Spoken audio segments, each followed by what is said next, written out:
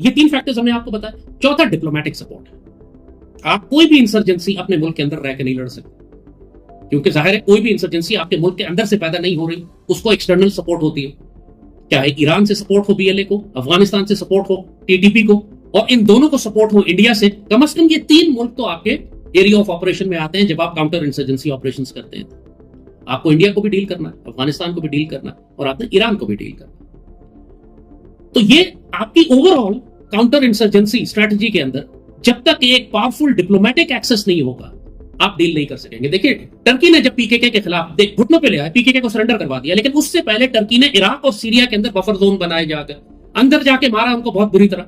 बिल्कुल ये परवाह नहीं की कि सीरिया की गवर्नमेंट क्या कहेगी, इराक की गवर्नमेंट क्या कहेगी। इराक में उस वक्त अमेरिकन भी मौजूद थे, और सीरिया में दुनिया जहां की फौजें मौजूद थी, और दाइश मौजूद थी, और पूरी दुनिया, यूनाइटेड नेशंस और सारे उनके एलिमेंट्स मौजूद थे। फिर भी टर्की ने वो किया जो टर्की के नेशनल इंटरेस्ट में था। उन्होंने बॉर्डर चेंज कर दिया, बफर जोन बना दिया, इराक के अंदर चले गए, इराक के अंदर जाके उन्होंने कैंप लग बेसिस बना लिए अपने, सीरिया के अंदर जाके बेसिस बना लिए। पाकिस्तान ने 20 साल में अभी तक ये अफगानिस्तान के साथ नहीं किया, जबकि 90% प्रॉब्लम हमें अफगानिस्तान से आ रही है। बल्कि पिछले दिनों हमने जो जीरो लाइन क्रॉस करके हम अफगानिस्तान के अंदर वेस्टवर्ड चले गए थे, और ऊपर हमने हाइट्स कैप्चर कर ली थी, अब वो भी हमने खाली कर दिया और वापस जीरो लाइन पर आ गए। व्हाई? इसलिए इस बॉर्डर को हम एक्सेप्ट ही क्यों कर रहे हैं? Why are we accepting this as a border? और अगर आप बॉर्डर मान भी रहे हैं इसको, तो आपको ये कौन रोकता है कि ट्रांस बॉर्डर जाके आप अफगानिस्तान के अंदर उनको मारें? अफगानिस्तान के अंदर जाकर आप अपनी पोस्ट क्यों नहीं बनाते, अपने बेसिस क्यों नहीं बनाते? अफगानिस्तान के अंदर जाकर उनको क्यों नहीं मारते? यही हाल ईरान के साथ, आपकी दफा ईरान की आपने मदद की है, ईरान तो ईरान के साथ मिलकर बीएलए को क्रश करें, जो सारे उनके ईरानी बलोचिस्तान में छुपे बैठे हुए हैं। आपको ईरान के साथ अफगानिस्तान से इंगेज करना पड़ेगा। अफगान तालिबान क्या कीमत अदा कर रहे हैं पाकिस्तान के खिलाफ दहशतगर्दी भेजने की? वो कॉस्ट भी तो उनको पे करनी है ना। वो कॉस्ट कौन पे करवाएगा? आपने उनका इंडिया से ट्रेड भी खोला हुआ है, उनके रास्ते भी खोले हुए, लोग आ रहे हैं और जा रहे हैं। आपने उनके लोग भी सारे बीएलए जो कारजाई गवर्नमेंट और अशरफ गनी गवर्नमेंट के थे, उनको भी आपने पाकिस्तान में रखा हुआ, अभी तक निकाला नहीं यहां से।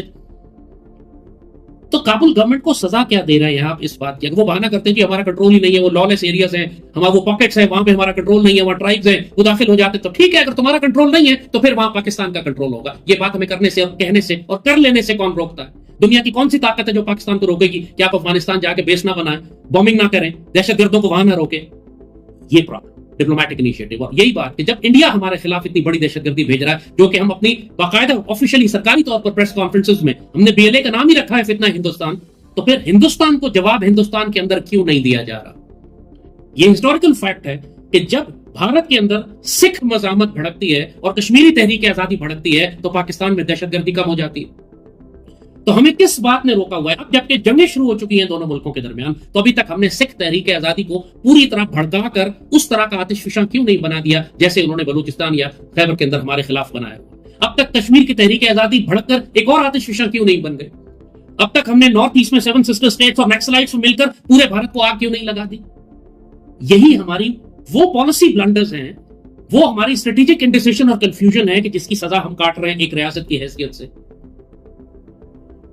तो जब तक आप इस आग को भारत के अंदर नहीं भेजेंगे, अफगानिस्तान के अंदर नहीं धकेलेंगे, ईरान में जाके क्रश नहीं करेंगे, आप अपनी सरहदों के अंदर सिर्फ एक पैसिव रिएक्टिव जंग लड़ते रहेंगे और नुकसान उठाते रहेंगे। 20 साल से हम यही स्ट्रेटजी कर रहे हैं, फायदा हमें कुछ भी नहीं हो रहा। Let's get proactive now. India के अंदर आग लगाते हैं, कश्मीर की तहरीक आजादी को भड़काते हैं, अफगानिस्तान की हुकूमत को बुरी तरह से सजा देते हैं इस बात की कि अगर तुम कंट्रोल नहीं कर सकते तो अफगानिस्तान का सारा बॉर्डर एरिया हम कब्जा कर लेंगे।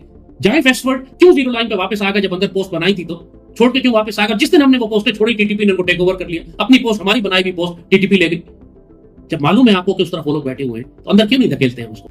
सो आपको इस बात की परवाह नहीं करनी कि दुनिया क्या करेगी। अपने बॉर्डर से ट्रांस बॉर्डर्स निकलकर आपको बाहर जाके डिप्लोमेटिक और फिर काइनेटिक ऑपरेशंस आपने करने हैं। ये वो बहुत बड़ी गलती है जो हम कर रहे हैं। मैं आपको सारी गलतियां एक एक करके गिना रहा हूं जो हमारे लूप होल्स हैं, हमारी खौफनाक स्ट्रेटेजिक गलतियां हैं, जिसकी वजह से आज हम वहां खड़े हैं जहां हम खड़े। हमें पता ही नहीं कि जंग खत्म कैसे होगी और कब होगी और कौन करेगा और कहां से आके होगा और हमारा मजीद कितना नुकसान होगा। और इसके बाद आखिर में आते हैं काइनेटिक मिलिट्री ऑपरेशंस।